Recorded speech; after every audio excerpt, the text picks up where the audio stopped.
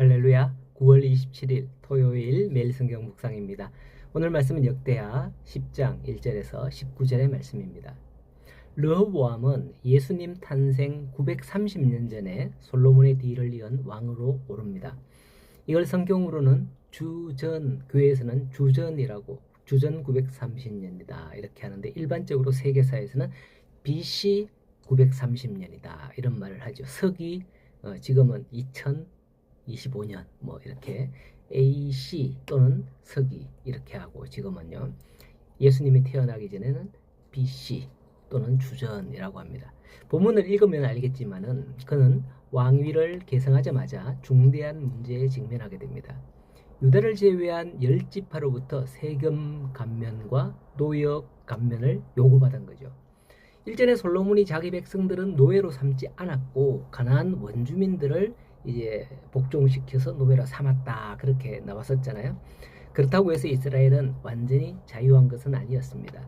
이것은 역대기의 유대적 제사장적 관점으로 기록한 것에 미화를 한 것일 뿐, 실제로 이스라엘 사람들도 많은 부역에 동원되었던 거예요. 제가 어릴 때에 학교에서 배운 것을 생각하는데, 북한 사람들이 강제 노역으로 참 많은 시달림을 받는다 이렇게 배웠었습니다.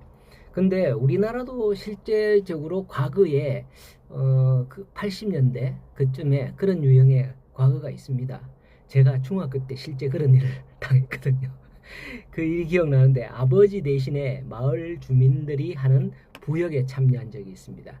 그때는 80년대 초 그때는 중장비가 없어서 일일이 사람 손으로 하천이나 수로 등을 정비를 했죠. 기억나는 것은 이 거대한 삽이었어요. 길이가 한 어느 정도 될까? 길이가 한 70cm 이상 깊이가 되고요. 넓이가 그 정도 되는 그런 삽인데, 한 사람이 대를 잡고서 위치를 탁 잡으면 여러 사람이 삽 끝에 양쪽 가에 연결된 줄을 당기면서 삽에 힘을 더해서 흙을 긁어내는 거예요. 그렇게 마을 사람들이 부역에 동원되었는데, 그때 가가호 사람의 가가호에 한 사람씩 동원되어야 합니다. 안 나가면 얼마의 벌금을 내야 하기에 그날을 따라서 공휴일인가 그건 잘 모르겠어요. 중학생쯤 된 제가 그때 나간 기억이 확실히 납니다. 솔로몬은 성전과 왕궁을 건축하는데 20년이 걸렸다고 그랬죠. 아마 이스라엘 사람들도 이 기간 동안에 뿐만 아니라 갈릴리 여러 성읍이나 아니면 나라의 여러 부역에 솔로몬이 살아있을 때에 당연히 동원되었을 거란 말이죠. 이런 일로 인해서 힘들었던 걸 솔로몬 다음 왕이 되는 르호보암에게 요구했던 겁니다. 백성들은 솔로몬의 광범위한 그런 건축 사업과 호화로운 생활로 인하여서 많은 세금이 필요하고, 그래서 세금과 또 노역이 필요하고 그 노역에 시달려야만 했던 거죠.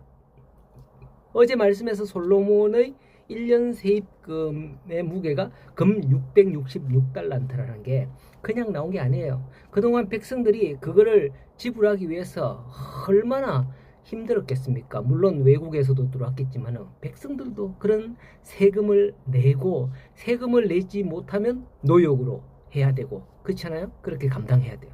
오늘날에도 미국의 트럼프가 세계 각국에 대해서 관세를 아주 과하게 부과하고 있습니다. 미국은 관세로 말미암아 부유하게 될지 몰라도 그것을 부과받는 나라들은 허리띠를 졸라맬 수밖에 없는 거예요. 자, 그럼에도 불구하고 이스라엘 백성들은 강력한 통치권을 행사하던 솔로몬의 생전에는 감히 세금을 감면해달라거나 노역을 경감해달라고 요구하지 못했습니다.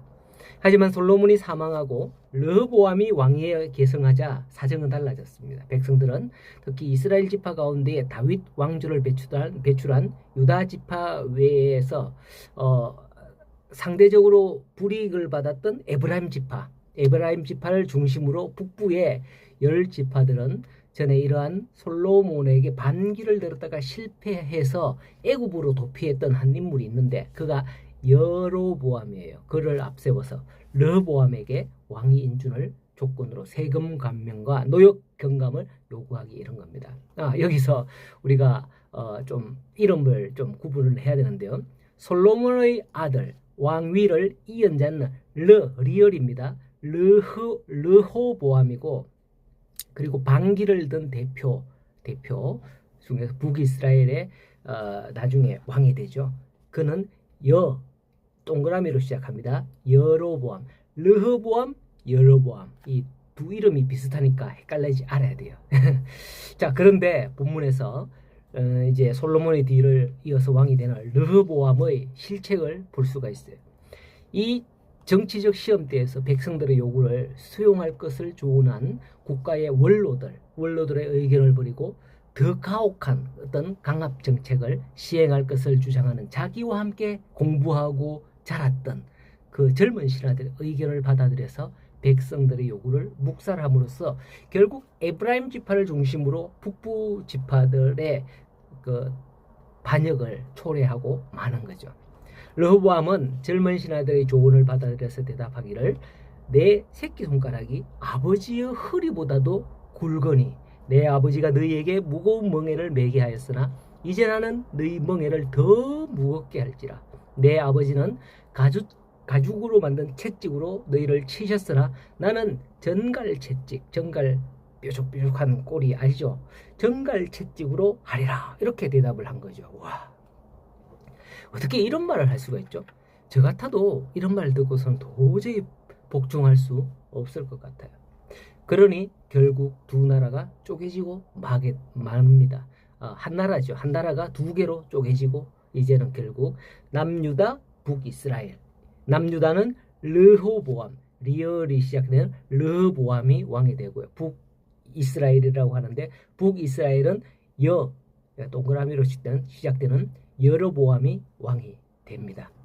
자, 근데 이 사실 누구누구의 잘못은 맞습니다만은 이것은 하나님의 심판의 결과입니다. 솔로몬이 이방 여인을 왕비로 맞아들여서 말년에 타락의 타락을 거듭함으로써 실로 사람 아히야 선지자를 통해서 옷을 두 개로 찢으면서 하나는 네 아들이 이어받겠지만은 하나는 다른 사람에게 주겠다, 이미 예언한 적이 있습니다. 이 예언을 통하여서 이 예언이 이루어지는 과정에서 바로 르호보암의 이 대답이 나올 수밖에 없었던 거죠. 물론 그렇다고 해서 그런 말을 하는 게 당연하지 이렇게 합당한 건 아니에요. 그래도 그런 마음을 품는 건 잘못이잖아요. 하지만 하나님께서는 사람의 이 모든 걸 다 아셔요. 사람의 이 모든 것을 다 아셔서 그걸 사용하시고 자기의 뜻을 이루어 가신다는 것을 볼 수가 있는 겁니다. 우리가 하는 행동 하나하나는 어쩌면 하나님의 예정된 뜻 가운데에서 되어지는 게 아닌가, 이런 생각을 해볼 수 있는 겁니다. 그것을 안다면 어쩌면 우리는 하나님 앞에 더욱더 겸손하고 또 말씀에 더욱더 내가 순종해야 되겠다 라고 생각하지 않겠습니까? 오늘도 내 주변을 돌아봅시다. 나를 자꾸 부추겨서 그런 일에 빠지게끔 하는 이들이 혹시 내 주변에 있습니까? 있다면 그는 사탄의 계략에서 나온 것임을 아셔야 거기에 빠져서 하나님의 진노에 덩달아 손해를 보지 않습니다. 그러나 반대로 나에게 자꾸만 믿음으로 좀 살아야죠, 믿음으로 살기를 권면하는 이들이 있습니까? 그러면 그건 여러분들에게 반드시 복이 됩니다.